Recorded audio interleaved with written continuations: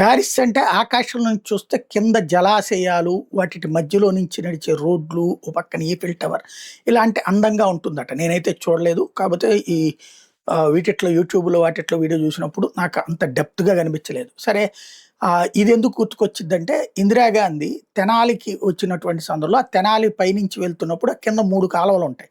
3 కాలువల మధ్య రోడ్లు. ఆ రోడ్ల మీద వెహికల్స్ ఇది చూసి ఆంధ్ర ప్యారిస్సా ఇది అని అడిగిందట. అందుకని తెనాలిని ఆంధ్ర ప్యారిస్ అంటారు. ఇప్పుడు అమరావతిని ఆంధ్ర ప్యారిస్‌గా మార్చబోతున్నారు చంద్రబాబు గారు. కొండవీటి వాగు, పాలవాగు ఈ రెండిటి ద్వారా వరదలొచ్చి మునిగిపోయేటటువంటి వాటిని కాలువల కిందకు మారుస్తారట.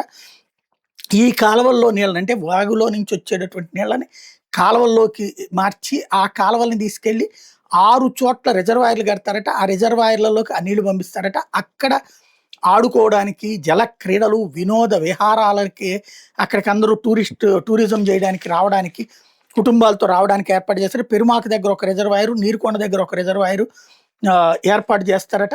ఓవరాల్‌గా కొండవీటి వాగుని, పాలవాగుని గ్రావిటీ కెనాల్ ద్వారా సెట్ చేసుకొస్తారట.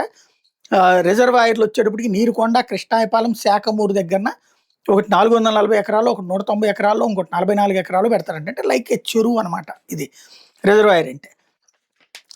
ఇది దాన్ని అందంగా తయారు చేస్తారట. అంతా బావుంది. అద్భుతమైనటువంటి ఆలోచన.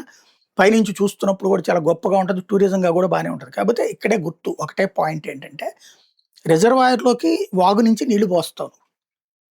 ఇప్పుడు మిగతా చోట్ల రిజర్వాయర్‌లు ఇప్పుడు ఫర్ ఎగ్జాంపుల్ పులిచింతల అనేది ఒక రిజర్వాయర్. అక్కడ నీళ్లు పైనుంచి ఎక్కువొస్తున్నప్పుడు గేట్లు తెరుస్తారు. కిందకెళ్ళిపోతుంది. అవి మనకి కృష్ణా బ్యారేజ్ దగ్గరకొస్తే, ప్రకాశం బ్యారేజ్ దగ్గరికి ఇక్కడి నుంచి మనం పొలాలకెళ్తాయి. లేదంటే గనక సముద్రంలోకి పోతాయి. ఇప్పుడు ఈ రిజర్వాయర్‌లలో కొండవీటి వాగు అనేది ఏడాదికి 2, 3 సార్లు వరదొస్తది. ఆ నీళ్లు అందులోకెళ్తాయి.